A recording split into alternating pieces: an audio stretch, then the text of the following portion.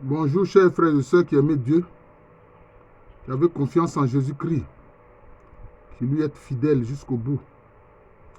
Alors, j'ai commencé une série de vidéos sur des personnages bibliques. Vraiment, je vais en faire beaucoup. Voilà, je vais faire beaucoup de vidéos sur les personnages bibliques. C'est important parce que ça permet de voir leurs qualités comme leurs défauts. Voilà.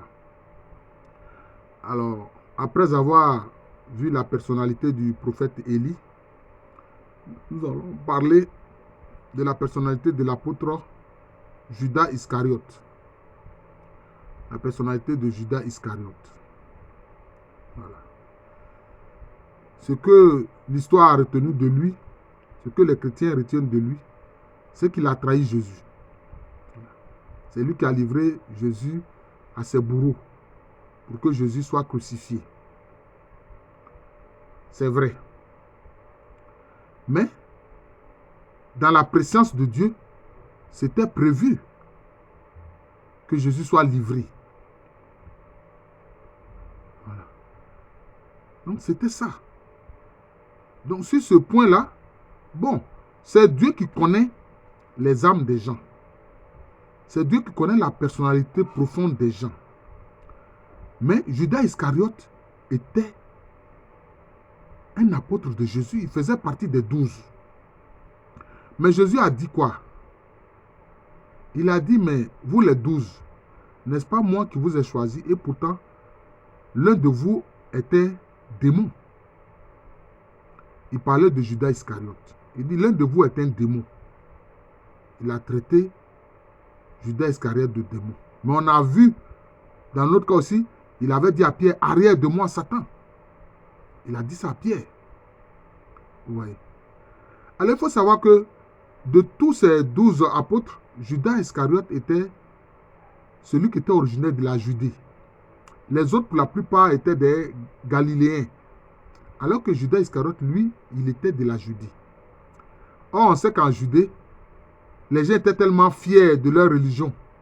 Ils pensaient que concernant la religion de Yahvé, c'est eux qui sont dans le vrai. Si bien qu'ils avaient un peu comme un mépris pour les autres en disant que les autres ne connaissent pas suffisamment Dieu. D'où d'ailleurs leur hostilité vis-à-vis des Samaritains et autres. Voilà. Mais on a vu cela un peu quand on va voir la personnalité de Nathanaël. Il avait dit, mais quand on lui a dit, mais voilà, on a trouvé le Messie que c'est Jésus-Christ, Jésus de Nazareth, il a dit, mais est-ce que de Nazareth, il peut sortir quelque chose de bon? Parce que pour eux, la Galilée ne pouvait pas être le lieu où le Messie devait venir. Bon, mais on voit que Judas Iscariote, malgré cela, a suivi Jésus. Et il a accepté d'être son apôtre. Est-ce à cause des prodiges qu'il a vus de la part de Jésus? On a vu son premier grand prodige à Canaan. Canaan de Galilée. Canaan d'ailleurs qui était... Canaan, c'est le nom d'un fils noir de Cam, l'Égyptien, noir. Canaan aussi était noir. Voilà. Les Cananéens, c'était des noirs. Et donc, il a accepté de suivre Jésus. Mais, comme beaucoup des apôtres d'ailleurs, l'idée qui se faisait du Messie, ce n'est pas ce que Jésus a montré. Parce que pour lui, le Messie devait libérer Israël de la domination extérieure, notamment de la domination romaine. C'était ça. Et vu les prodiges que faisait Jésus, il s'est dit, mais cet homme-là, il a la capacité, en un clin d'œil, de faire disparaître ces Romains qui s'imposent avec violence au peuple d'Israël. Voilà. Parce que beaucoup de gens en Israël attendaient le relèvement d'Israël, comme on l'a vu avec le vieillard Siméon. Il attendait le relèvement d'Israël. Alors, pour ce relèvement d'Israël, beaucoup pensaient que ça se ferait militairement, ça se ferait par la force, par la violence, pour chasser les Romains, parce qu'eux-mêmes, c'est par la force et la violence qu'ils sont arrivés en Palestine, qu'ils sont arrivés en Israël. Vous voyez, c'est cela. Maintenant, on sait une chose, Judas Iscariote, il avait un grand amour pour l'argent. Il avait un grand amour pour l'argent. Donc, c'est-à-dire que vraiment, en fait, c'était un dévot de Mammon, le démon de l'argent. L'un dévot de Mammon. Voilà, le démon de l'argent. D'ailleurs, c'est lui qui tenait la bourse. Voilà, c'est lui qui tenait la bourse. Ouais. On a vu quand cette femme-là, la sœur de Lazare, qu'on appelle Marie, la sœur de Lazare, Marie, la sœur de Lazare, voilà. Quand elle avait répandu ce parfum de grand prix sur les pieds de Jésus, et qu'elle avait essuyé cela avec ses cheveux, mais qu'est-ce que Judas Iscariote a dit? Voilà, moi je l'appelle Marie de Béthanie, parce que Lazare était de Béthanie, elle vivait avec son frère Lazare et puis avec sa sœur Marthe. Marie de Béthanie a fait ce geste-là. Et puis, mais qu'est-ce que dit Judas Iscariote? Mais pourquoi avoir gaspillé ce parfum-là? On aurait pu le vendre et puis donner l'argent aux pauvres. D'ailleurs, Jean dit dans son évangile, il dit ça parce qu'il est voleur et puis il est menteur. Ce n'est pas parce qu'il pensait tant aux pauvres. C'est ce que Jean a dit de Judas Iscariote. Vous voyez. Donc, c'est un peu ça. Et donc, il y a un peu cette fierté de Judéen, de celui qui est originaire de la Judée, qui dit connaître bien Dieu. Mieux que les autres, en tout cas. Cette attitude, d'ailleurs, n'est pas bonne. Il y a certains chrétiens qui ont cette attitude-là, qui pensent qu'ils connaissent mieux Dieu que les autres. Et ils passent leur temps à critiquer les autres. Ça, c'est un problème. On ne connaît Dieu qu'en partie. En tant que créature, on ne peut pas nous, en tant que créature, on ne peut pas connaître le Créateur à 100%, pleinement et entièrement, non. Mais seulement on retient qu'il est amour. Ça, c'est cette nature-là, c'est la nature de Dieu. C'est ce que Jean a dit, notamment dans son évangile. Et ça, c'est clair. Au moins, si nous retenons ça, nous aurons retenu beaucoup de Dieu. Vous voyez. Et donc, c'était ça, le problème des choses, de Judas Iscariote. Il pensait connaître très bien Dieu parce qu'il est de la Judée. C'est là-bas que se trouve le temple de Jérusalem. Et il a reçu cet enseignement-là. Il a reçu l'enseignement en Judée. Le Talmud. Il a reçu l'enseignement du Talmud. Donc pour lui, il connaît très bien Dieu. Parce que les grands rites se faisaient au temple de Jérusalem. Deuxième chose, il aimait beaucoup le pouvoir financier. Il aimait beaucoup l'argent, il aimait beaucoup le pouvoir financier parce qu'il se rendait compte que vraiment, l'argent, c'est vraiment un pouvoir financier qui permet de faire beaucoup de choses. Permet de faire beaucoup de choses. Voilà. Donc c'est cela. Et quand il s'est rendu compte que Jésus-Christ n'allait pas dans le sens de l'idée que lui se faisait du Messie, il n'était pas content. Il n'était pas content. C'est ça, il n'était pas content. Parce que pour lui, vu les prodiges que Jésus réalisait, il aurait pu utiliser ces prodiges-là pour expulser les Romains. Or, ce n'est pas ce que Jésus fait. Jésus n'a même pas l'intention d'expulser les Romains parce que ce n'est pas ça son objectif. Son objectif, c'est de sauver les êtres humains, y compris même les Romains barbares et violents qui agissaient ainsi contre le peuple d'Israël. Voilà.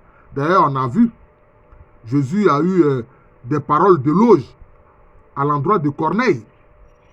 Comment on appelle ça? C'est Corneille, non? Oui, c'est Corneille. Cet officier romain qui est venu voir Jésus pour dire que oui, mon serviteur est malade, etc. Et puis Jésus a dit, bon, je vais aller le guérir. Il a dit, mais Seigneur, je ne suis pas digne que tu entres sous mon toit. Mais dis seulement une parole, il serait guéri. Moi-même qui suis un soldat, qui suis un officier, qui est des soldats sous mes ordres, mais quand je dis à ceci, celui-là fait ça, il le fait. Bien que je sois soumis à l'empereur romain et aux officiers supérieurs, mais Jésus a été émerveillé par ces paroles, parce qu'il voulait dire par là que la parole de Jésus suffit. Il a cru en la puissance de la parole de Jésus. Il a compris que là où Jésus est là, s'il parle, même si son serviteur a des centaines de kilomètres, il sera guéri. Vous voyez. Donc, Judas, en regardant tout ça, il s'est dit, mais tiens, finalement, est-ce que c'est ainsi que le Messie doit être? D'ailleurs, on a vu aussi Jean-Baptiste qui a un peu demandé, mais es-tu celui qui doit venir ou bien nous devons en attendre un autre, parlant du Messie? Donc, vous voyez, donc c'est un peu ça. Jésus ressuscite les morts. Il a tous les pouvoirs divins. Il ne cherche pas à chasser les Romains. C'est ça qui a mis en colère. C'est ça qui a mis en colère Judas Iscariote. C'est ça. Il s'est dit, oh, ce n'est pas le Messie, le Mashiach qu'Israël attend. Oh, c'était bien le Mashiach qu'Israël attend. C'est bien lui, Jésus-Christ, le sauveur de l'humanité. Voilà. On a vu notamment les paroles prophétiques du vieillard Simeon. Il a dit, le Messie, quand il a pris l'enfant Jésus, il dit, mais voilà, le Messie. Hein. Gloire pour Israël. Salut et lumière pour les nations. Donc le Messie n'est pas là seulement pour les Juifs, mais il est là aussi, non seulement pour les Juifs, mais pour toutes les nations. Et c'est cet aspect-là que Judas Iscariote n'a pas compris. Voilà, pour lui, il fallait chasser les Romains, envahisseurs et criminels et barbares. Donc voilà, c'est un peu ça. Et donc, il a décidé donc de se débarrasser de Jésus, qui n'est pas le Messie selon lui, sa vision. Qui n'est pas le Messie selon lui, sa vision. À lui, Judas Iscariote. Ça a été ça le problème. Et donc, qu'est-ce qu'il a fait? Il allait voir le Sanhédrin, c'est-à-dire que les grands prêtres, etc., les chefs des pharisiens et tout ça, des Sadducéens et tout ça, pour dire que lui, il peut livrer Jésus. Parce que beaucoup avaient entendu parler de lui, mais tous ne le connaissaient pas de visage. Voilà, beaucoup avaient entendu parler des actions de Jésus, mais ils ne le connaissaient pas de visage. Vous voyez? C'était comme ça. Même Hérode Antipas, il avait entendu parler de Jésus, il voulait voir Jésus. Jésus a dit, mais allez dire à ce renard que voilà ce que je fais. Je guéris les malades, je ressuscite les morts. Lui, c'est par curiosité.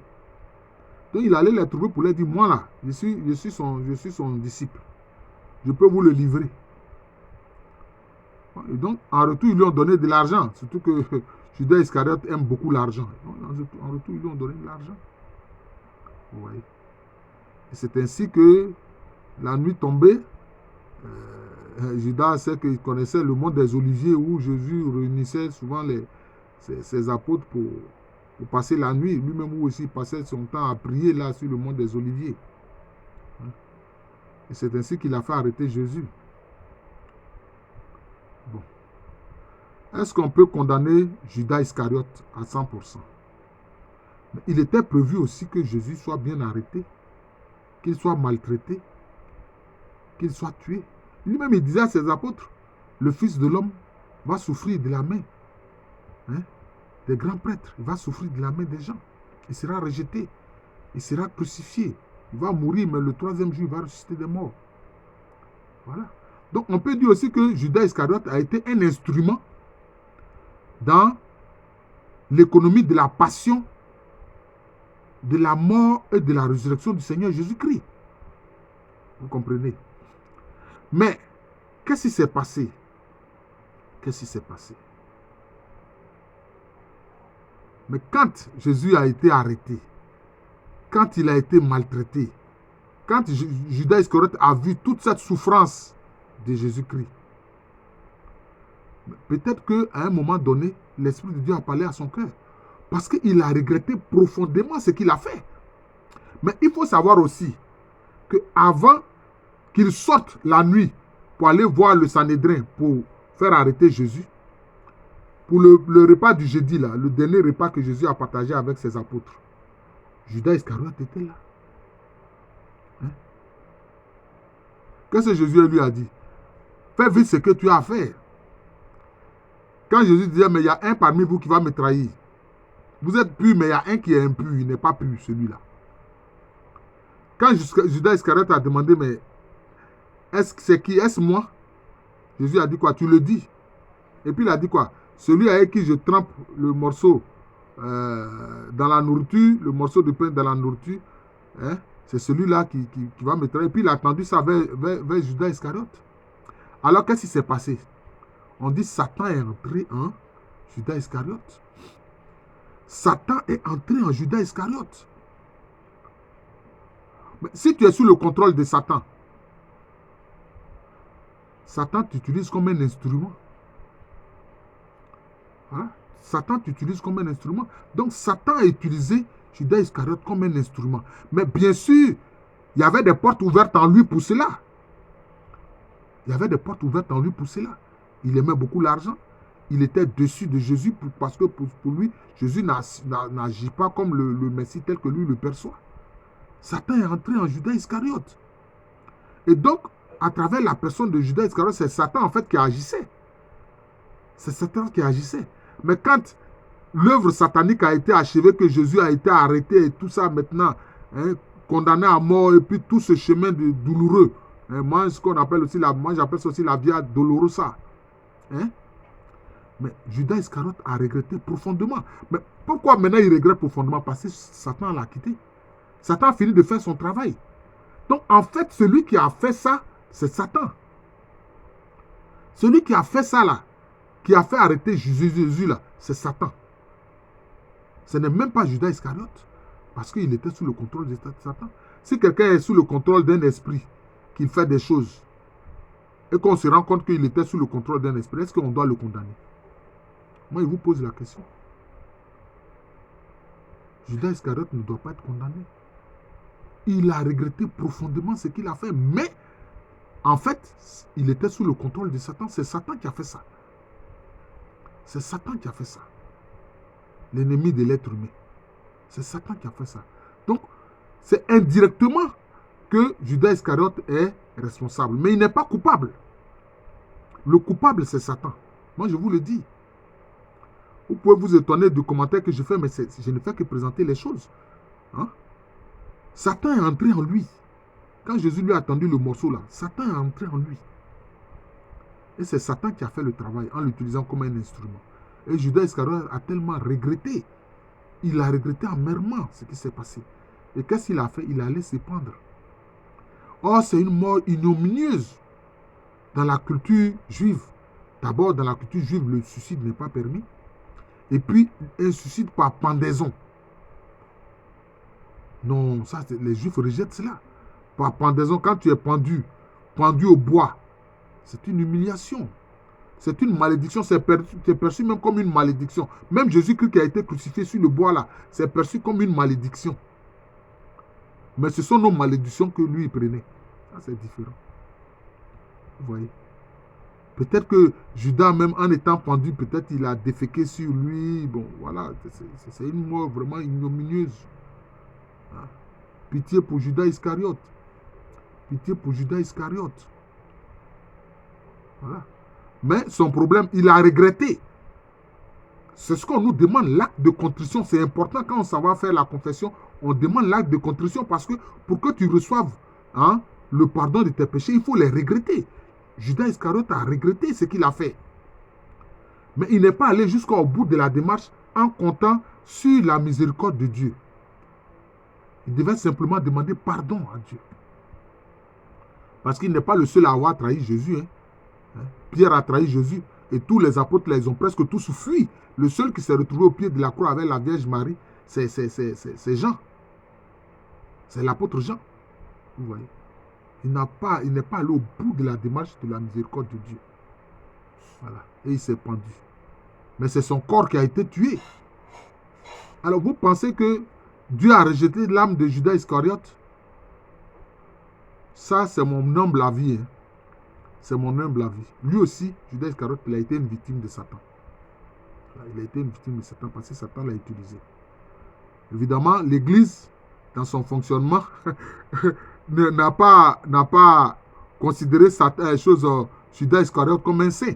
Un jour, j'entendais un prêtre qui dit que oui, il y a un monsieur qui a appelé son fils Judas Iscariote et que son fils là aussi s'est pendu. Bon, peut-être que ce prêtre l'a dit la vérité, mais j'ai dit, mais c'est pas parce que quelqu'un s'appelle Judas qu'il va se prendre.